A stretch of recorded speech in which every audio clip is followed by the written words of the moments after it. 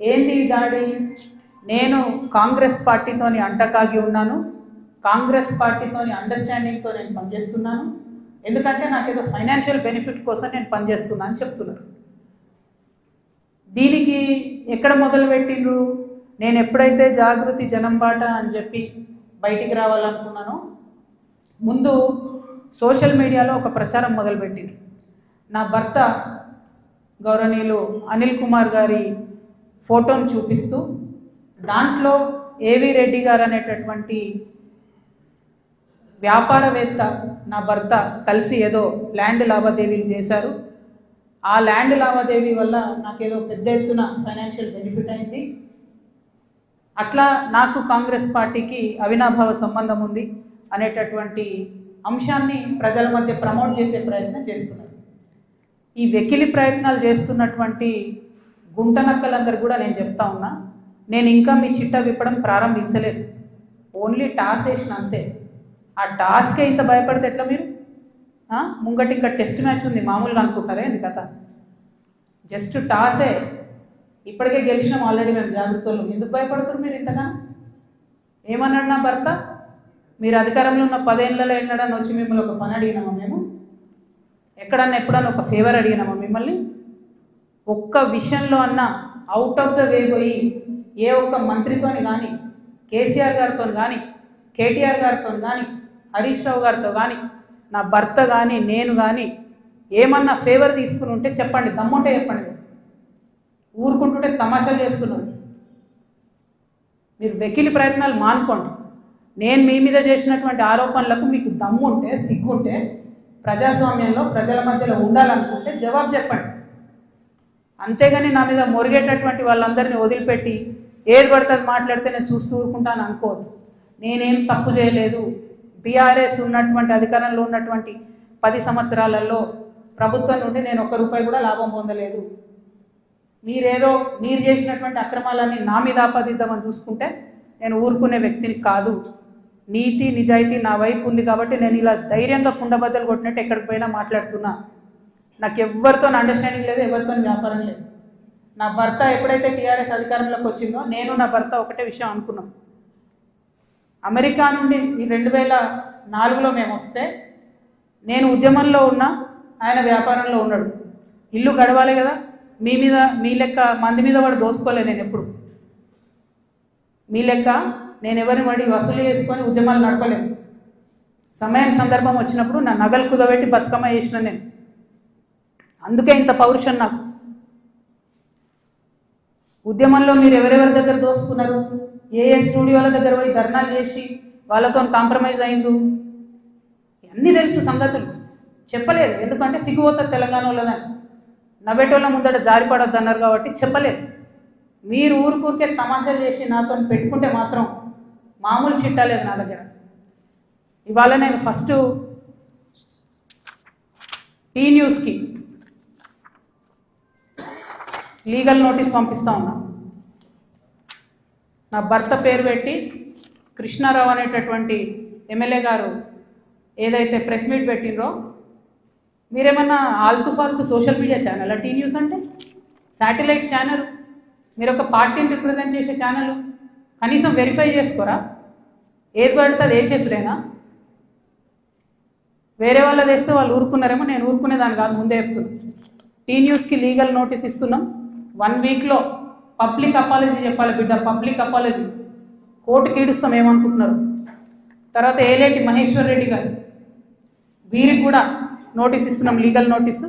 1 వీక్లో మీరు కూడా తప్పుడు సమాచారాన్ని ప్రజలకు ఇచ్చినందుకు, నా భర్త గారికి నా యొక్క పరపతిని దెబ్బతీసే ప్రయత్నం చేసినందుకు నాకు పబ్లిక్ అపాలజీ చెప్పాలని మహేశ్వర్ రెడ్డి గారిని డిమాండ్ చేస్తూ ఉన్నాను. అట్లానే మాధవర్ కృష్ణారావు గారిని మీరు కూడా 1 వీక్ లోపల అపాలజీ చెప్పాలి, లేకపోతే కోర్టుకి ఈడుస్తాం, కోర్టు నుండి క్షమాపణ చెప్పిస్తాం. ఇది నాకు సంబంధం లేని వ్యక్తులు. నేను జాగృతి జనం బాట కార్యక్రమంలో పోతా ఉంటే సడన్గా సోషల్ మీడియాలో ప్రచారం ప్రారంభమవుతుంది. వెంటనే ఏలేటి మహేశ్వర్ రెడ్డి గారు బీజేపీ ఫ్లోర్ లీడర్, ఆయనకి ఏం పనో నాకు అర్థం కాదు, ఆయనకు నాతోనేముందో అర్థం కాదు, నన్నంటే పొలిటికల్గా ఆయనకి ఏం లాభం వస్తుందో నాకు అర్థం కాదు. ఆయన బయటకు వచ్చి సీరియస్గా ప్రెస్ మీట్ పెట్టిండు. ఓకే, ఏం పెడతాడు ప్రెస్ మీటు? ఒక ఫోటో ఉన్న కాపీ తీసుకొని నా భర్తది, దాంట్లో ఏవి రెడ్డి గారి పేరు ఉంది, అది చూపించుకుంటే ఇగో వీళ్ళకి వ్యాపారాలు ఉన్నాయని చెప్తుంటాడు. అసలు ఆయనకి ఏం సంబంధం? అది ఏమన్నా పొలిటికల్ ఇష్యూవా? ఎందుకు మాట్లాడిండు? ఓకే అంటే దీని వెనుక ఉన్న స్ట్రాటజీ చేసేసి తెలంగాణ ప్రజలు అర్థం చేసుకోవాలి. హరీష్ రావు గారు, బీఆర్ఎస్ పార్టీ ఏదైతే నా మీద దుష్ప్రచారం చేయాలనుకుంటున్నారో అది ఏలేటి మహేశ్వర్ రెడ్డి గారి నోటి నుండి వస్తుంది, బీఆర్ఎస్ పేడ్ సోషల్ మీడియా నోటి నుండి వస్తుంది, ఆ తర్వాత కృష్ణారావు గారు లాంటి ఎమ్మెల్యేల నోటి నుండి వస్తుంది. అంటే వీళ్ళందరూ ఒక స్ట్రాటజికల్గా ఏంటంటే ఆడపిల్ల బయట తిరుగుతుంది, ఈమెకు అన్ని విషయాలు అర్థమవుతున్నాయి, ప్రజలు వచ్చి చెప్పుకుంటున్నారు, బాధితులు వచ్చి చెప్పుకుంటున్నారు, ఈమె ఇంకా చెప్తే భయం అవుతుంది, మాకు ఇబ్బంది అవుతుంది అని చెప్తున్నారు. నేను మీలాగా పారిపోయే పిరికిపందని కాదు. మీరు ఏదైతే నా భర్త ఫోటో చూపించి మాట్లాడుతున్నారో ఆ ల్యాండ్కి సంబంధించి ప్రతి ఒక్క విషయాన్ని ఇవాళ నేను తీసుకొని వచ్చిన. ఇవాళ నేను ఎట్లా ట్రాన్స్పరెంట్గా క్లారిటీ ఇస్తున్నానో నేను చేసే ఆరోపణల మీద మీరు కూడా అట్లనే క్లారిటీ ఇవ్వాలని చెప్పి నేను డిమాండ్ చేస్తూ ఉన్నాను. ముందుగా మీరు ఏదైతే కాపీ చూపిస్తున్నారో మా హస్బెండ్ది ఏవి రెడ్డి గారిది ఉన్నటువంటిది, అది 2 సర్వే నంబర్లకు సంబంధించినటువంటి ల్యాండ్.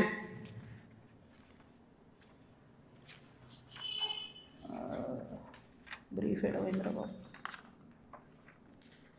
ఇది అదేంటంటే 2010/2 2010/3 అనేటటువంటి భూమి.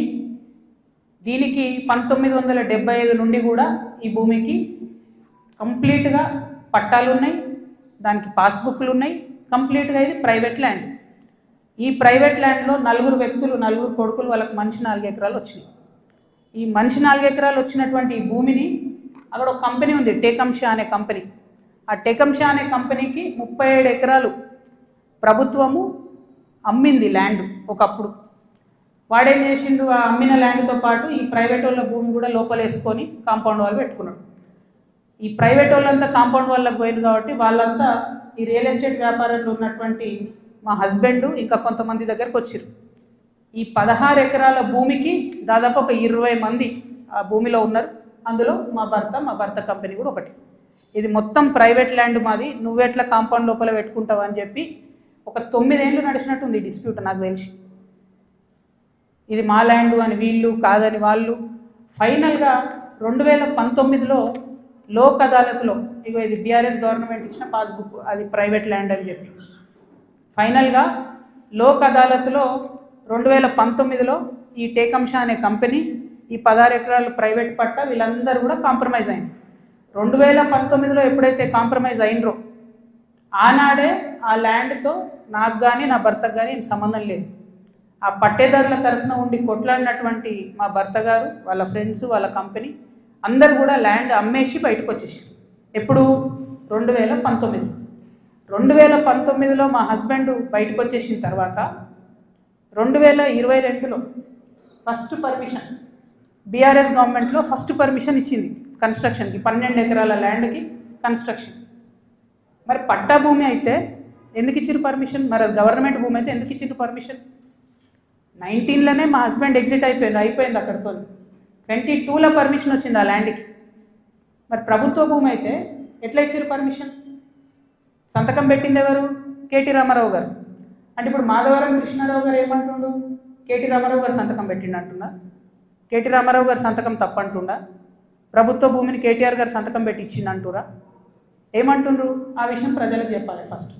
ఇప్పుడు నేను ఆరోపణ చేస్తాను ఏంది, ఎలక్షన్కి పోయే ముందు అక్టోబర్ 7, 2023 అందరం ఎలక్షన్ దాంట్లో ఉన్నాం. ఎలక్షన్ జోన్లో ఏదైతే ల్యాండ్తో 2019లో మా భర్తకు సంబంధం లేకుండా పోయిందో 2023 అక్టోబర్లో బీఆర్ఎస్ ప్రభుత్వం కేటీఆర్ గారి మినిస్ట్రీ నుంచి 5 ఎకరాలకు చేంజ్ ఆఫ్ ల్యాండ్ యూజ్ ఇచ్చింది.